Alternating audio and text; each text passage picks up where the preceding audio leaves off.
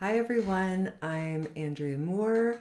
I am a certified gentle sleep coach, owner of Blissful Nights, mom of three, and I am on a mission to give parents strategies that do not involve leaving little ones alone to cry. There are other ways to reach our sleep goals.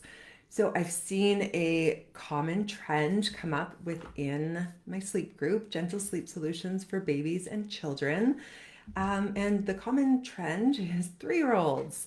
If you have a 3-year-old, you probably know exactly why I'm making this video. At 3 years old, they are delightfully spirited and strong-willed, and this is an age where they are manipulative, not in any kind of evil sense, but they are trying to make the world work for them. So it's a continuation of the toddler stage of development. So it's a very egocentric stage of development. They want what they want, they like what they like, and they're doing what they're supposed to be doing. How do I get the best possible outcome for myself?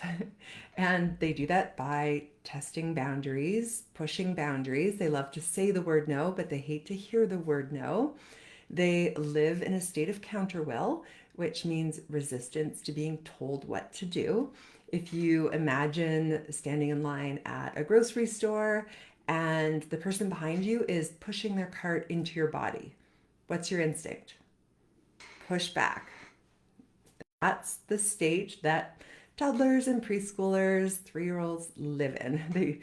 They will push back when we tell them what to do. And fair enough, they're being told what to do a lot of the time. It's common to see some sleep resistance. Like a lot of little ones around 2, 2.5.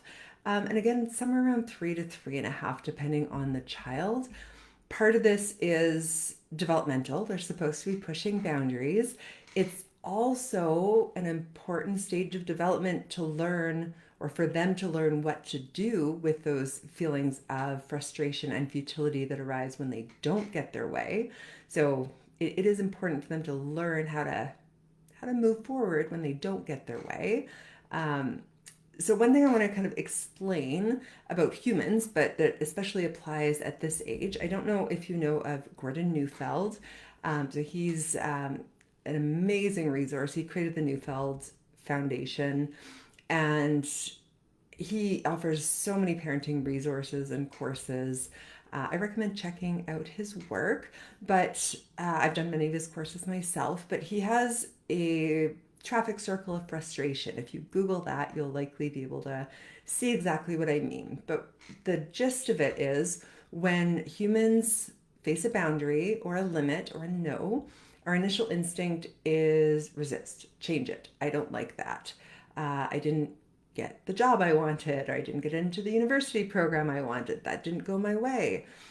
So we could butt our head up against the wall. What if I do this? What if I show up with cupcakes? What if I write emails every day? What if I charm the whole staff? I'm sure then they'll want to give me that job. We could continue butting our head up against the wall for as long as we want. That's kind of the frustration, anger, I didn't get what I wanted, how do I change it phase. But then eventually we need to come to a place of recognizing it is what it is. That's not changing.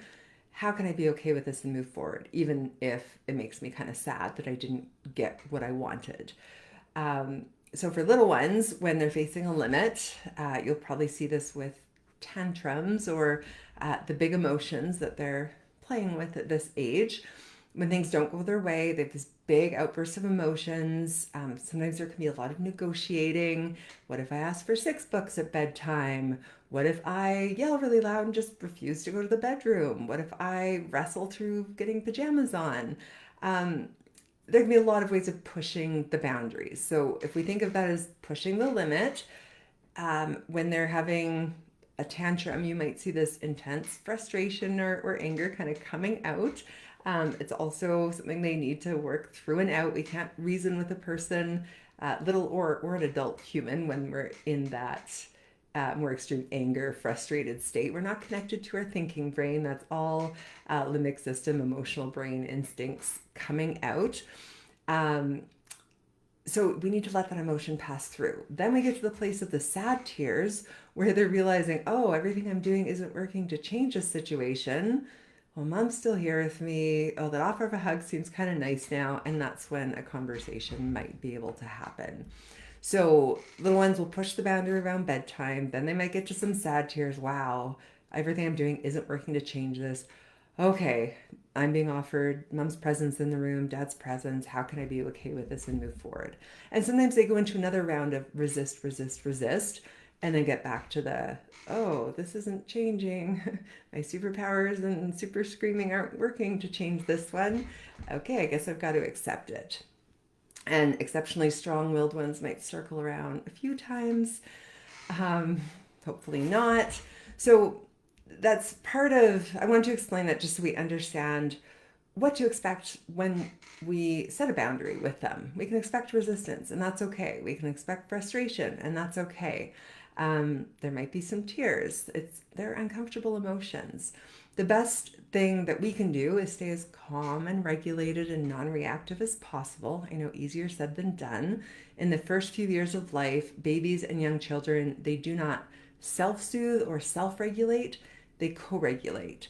So that means when we keep our own nervous system calm and regulated, they're better able to let out their mad, they're sad, they're frustrated, come back down, and then come back in and reconnect. So if we think about bedtime and nap time from the lens of a little person, 3-year-old, at nap time and at bedtime, they're facing a separation from their favorite human on the planet, with mom or dad. Most don't welcome that. So they will fight that. They will negotiate and they'll try to put themselves into alpha role of trying to call the shots, even though they're nowhere near ready to call the shots. But they'll try to negotiate for more time or fight the bedtime routine because what comes at the end of it is that separation.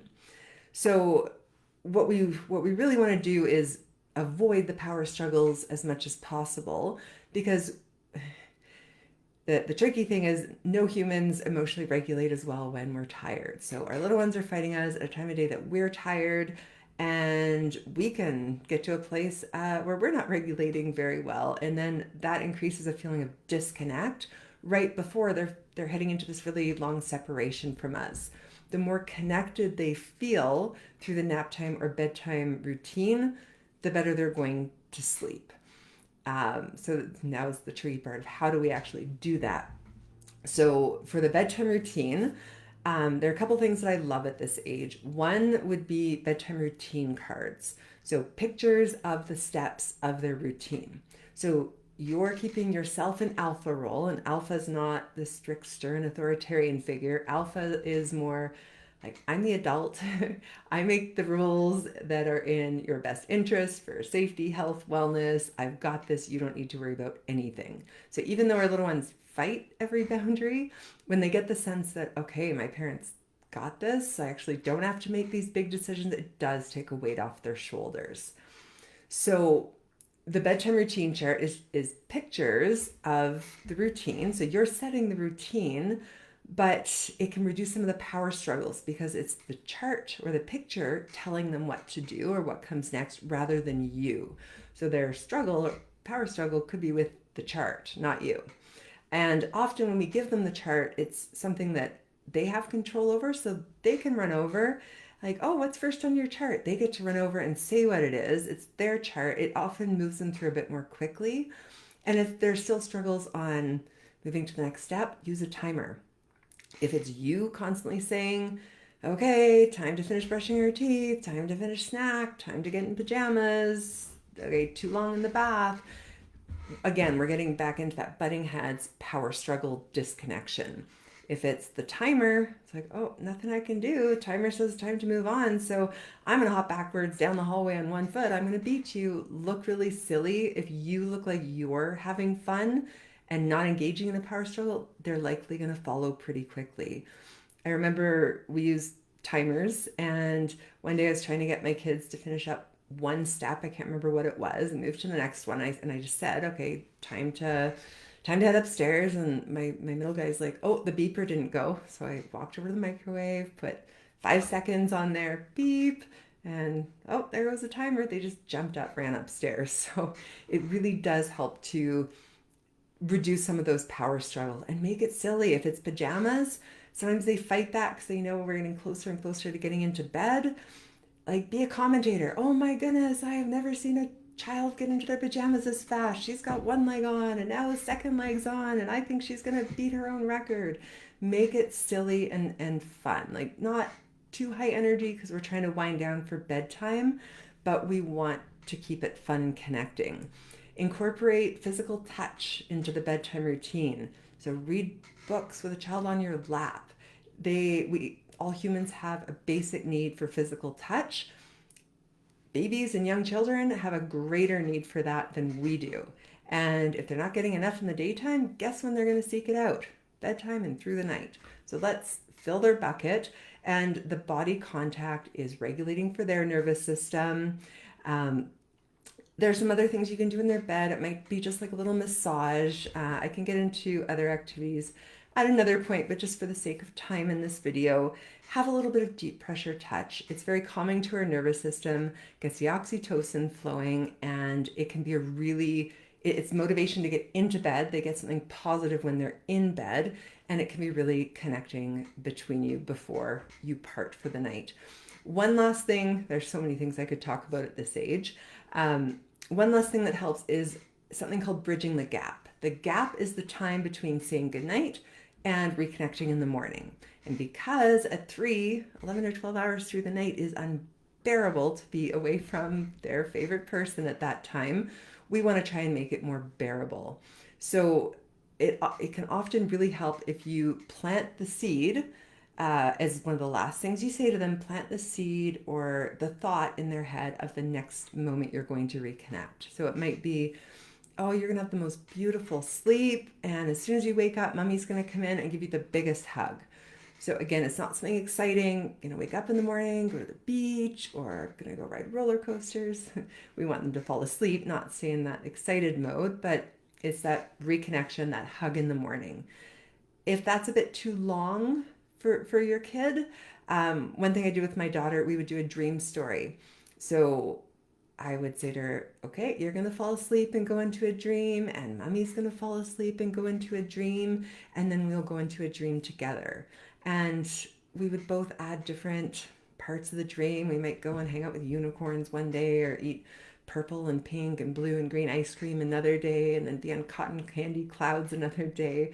But it just gives her something to think about, that we don't even have to wait till morning to reconnect. We're going to go into a dream and do all these weird, cool things. So there are so many ways to keep little ones feeling connected through nap routine, through bedtime routine. It really comes back to consistency. When they learn, okay, that just is what it is. Like, they're really good at learning boundaries too when it's firm. And again, you're not gonna be 100% consistent on everything all day and night.